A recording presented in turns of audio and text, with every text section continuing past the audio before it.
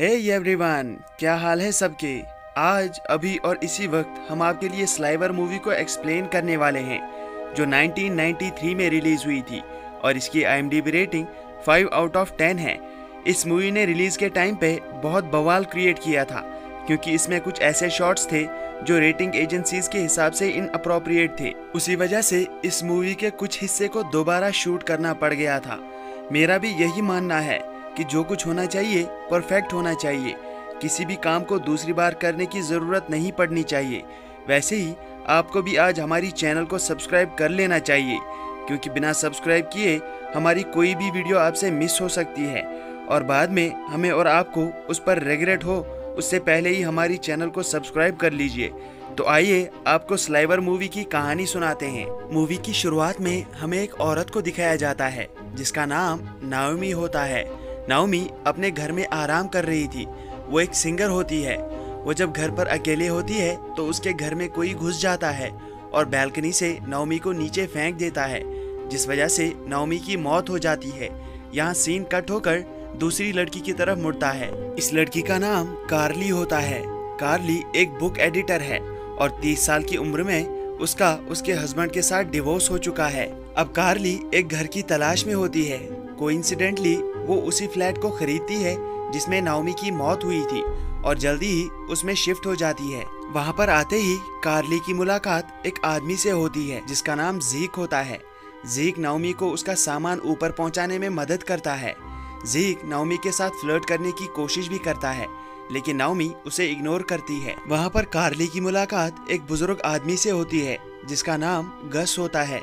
गस कार्ली से कहता है कि जो अपार्टमेंट तुमने खरीदा है उसमें पहले मेरी फ्रेंड नाओमी रहती थी, लेकिन बदकिस्मती से उसने एक दिन सुसाइड कर लिया। कार्ली गस के साथ जल्दी कनेक्ट कर पाती है। उसके साथ उसे एक अपनापन महसूस होता है। कार्ली जब अपने रूम में आती है और मिरर के सामने खड़ी होती है तब हम साफ देख पाते हैं कि कोई CCTV की मदद से उस पर नजर रख रहा है। कार्ली की हर एक मोमेंट के बारे में उस आदमी को पता है। कार्ली जब से इस बिल्डिंग में एंटर हुई है तब से वो आदमी उस पर कंटिन्यू नजर रखे हुए है। कार्ली के बाद उस बिल्डिंग में एक और लड़की रहने आती है जिसका नाम वीडा होता है। वीडा एक मॉडल है और कार्ली उसके साथ फ्रेंडशिप कर लेती है। कार्ली जब अगले दिन जॉगिंग के लिए बाहर जाती है तो उसका एक पड़ोसी उसे बहुत डरा देता है।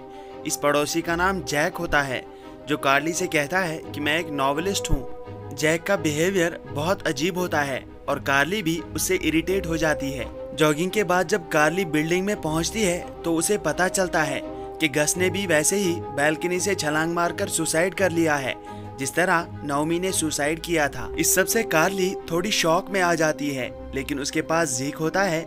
ज़ीक उसे कंफर्ट देता है। अब कार्ली इस अपार्टमेंट को खरीदने की खुशी में एक पार्टी देती है जिसमें वो जैक को इनवाइट नहीं करती, लेकिन जैक फिर भी बिना इनविटेशन के मुंह उठाकर पहुंच जाता है। वहां पर कार्ली के सभी कलीग्स आए हुए थे।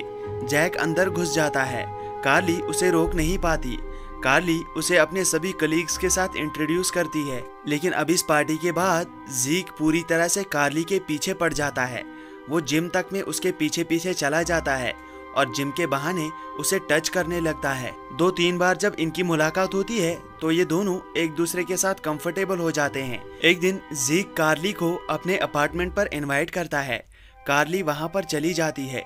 ज़ीक उसे सिड्यूस करने लगता है जिस वजह से कार्ली खुद को नहीं रोक पाती। चूंकि कार्ली का डिवोर्स हो चुका था तो वो अकेली पड़ गई थी, इसीलिए वो ज़ीक के साथ इंटीमेट हो जाती है। लेकिन इस टाइम भी हम देख पाते हैं कि कोई उनकी ये सभी हरकतें रिकॉर्ड कर रहा है। इंटीमेट होने के बाद ज़ीक कार्ली को बताता है कि वो जिस अपार्टमेंट में रह रही है वो अपार्टमेंट दरअसल ज़ीक का है और कार्ली ने जब उस अपार्टमेंट को रेंट पर लेने के लिए बात की थी तभी ज़ीक को उससे प्यार हो गया था और इसीलिए ज़ीक ने वो अपार्टमेंट कार्ली को रहने के लिए दे दिया था।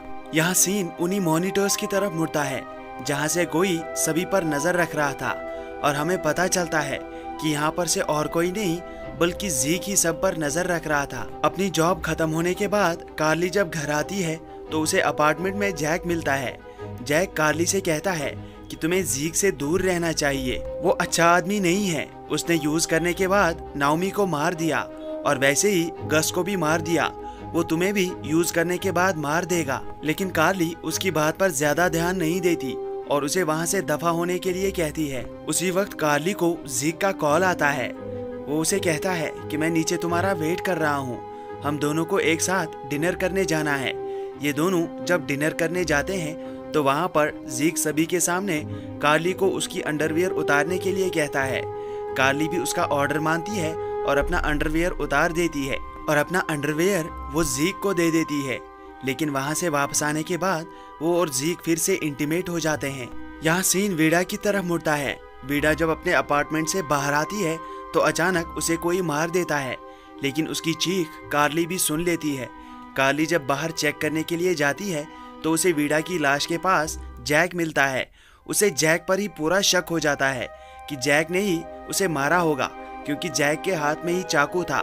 कार्ली उसे देखकर डर जाती है, इसीलिए वो वहां से भागने लगती है, लेकिन जैक उसका पीछा करता है और उसका हाथ लिफ्ट के दरवाजे में फंस जाता है और कार्ली उसका हाथ तोड़ देती है। इस तरह से कार्ली जैक को चकमा देने में कामयाब हो जाती है।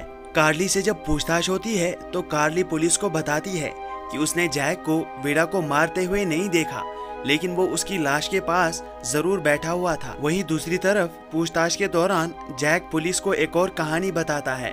वो कहता है कि दरअसल जीक ने वीडा का कत्ल किया है और वो मुझे फंसाने के लिए ये सब कुछ कर रहा है। इन्वेस्टिगेशन खत्म होने के बाद कार्ली और जीक जब एक साथ होते हैं तो जीक कार्ली से कहता है कि चलो मैं तुम्हें कुछ दिखाता हूँ, और वो उस अपने सीक्रेट कमरे का दरवाजा खोलता है जहाँ से वो सभी पर नजर रखा करता था। कार्ली वो सारा सेटअप देखकर चौंक जाती है। वो देखती है कि हर किसी अपार्टमेंट में हर कोई जो भी कुछ कर रहा है वो सब कुछ जीक अच्छे से देख पा रहा है। कार्ली जब खुद एक मॉनिटर की तरफ देखती है तो उसे दिखता है कि एक बूढ़ा आदमी छोटी बच्ची को मोलेस्ट करने की कोशिश कर रहा है। वो ये सीक्रेट कमरे वाली बात किसी को नहीं बताती।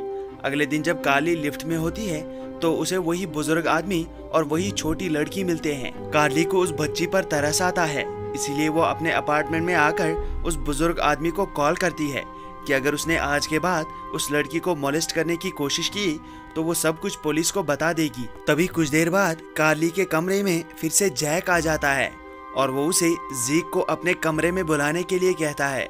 कार्ली जैसे ही जीक को वहां पर बुलाती है तो जैक जीक पर गन तान देता है। जीक और जैक के बीच एक झगड़ा होता है और इस झगड़े में जीक के हाथों एक गोली चल जाती है जो जैक को लग जाती है।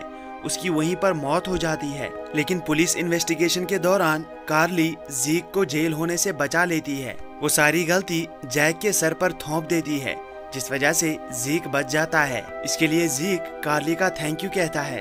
अगले दिन जब कार्ली जीक के उसी सर्वर रूम में आती है तो वो सभी पर नजर रखती है। तभी उसे दिखता है कि इस घर में एक सीक्रेट अलमारी है जिसमें जीक अपना जरूरी सामान रखता है। कुछ देर बाद जब जीक वहां पर आता है तो कार्ली उससे कहती है कि क्या तुमने हमारे प्राइवेट मोमेंट की भी वीडियो बनाई है? तो जीक उसे हाँ कहता है। कार्ली उसे फौरन वो डिलीट करने के लिए कहती है। जीक ये सुनकर ही जल्दी से उस प्राइवेट मोमेंट को डिलीट कर देता है। वो कार्ली से कहता है कि मैं तुमसे प्यार करता हूँ और तुम्हारी बात को मैं कभी टाल नहीं सकता। जीक जब बाहर जाता है तो कार्ली उसी सीक्रेट अलमारी में से जीक की गन और पुरानी कैसेट्स निकालती है। उन कैसेट्स को प्ले करने के बाद कार्ली को पता चलता है कि वो जीक की लाइफ में पहली लड़की नहीं है, बल्कि इससे पहले भी जीक वीडा और नाओमी के साथ इंटीमेट हो चुका है। ये सब देखकर कार्ली का दिल टूट जाता है, क्योंकि अब वो भी जीक से प्यार करने लगी थी और अब उसे जैक की बात याद आने लगती है जब उसने कहा था कि जीक लड़कियों का इस्तेमाल करके उनकी जान ले लेता है। वो रोने लगती है। तभी उसे मॉनिटर में दिखता है कि जीक वापस आ रहा है।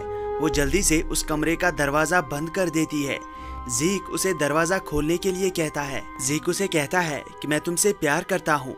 इससे पहले मैं और लड़कियों के साथ सो चुका हूँ, लेकिन उनके साथ सिर्फ मेरा फिजिकल रिलेशनशिप था। इतना सब कुछ बोलने के बाद भी जब कार्ली दरवाजा नहीं खोलती तो जीक उस दरवाजे को खोलने के लिए उसका सिस्टम खराब कर देता है, जिस वजह से वो दरवाजा अपने आप खुल जाता है। लेकिन जैसे ही वो अंदर जाता है तो वो देखता है कि कार्ली के हाथ में उसी की पिस्टल है और उसे सारी सच्चाई का पता चल चुका है कि जीक इससे पहले किस किस लड़की के साथ इंटीमेट हो चुका है।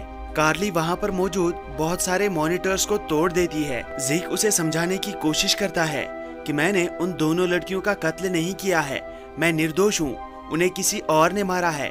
लेकिन कार्ली उसकी बात सुनने के लिए तैयार ही नहीं थी। तभी अचानक से एक मॉनिटर पर नाओमी के कमरे की सीसीटीवी फुटेज प्ले होती है, जिसमें कार्ली देखती है कि नाओमी को जिस आदमी ने बैल्कनी से नीचे फेंका था वो दरअसल ज़ीक नहीं बल्कि जैक है, और उसे कंफर्म हो जाता है कि जैक दरअसल ज़ीक को फंसाना चाहता था।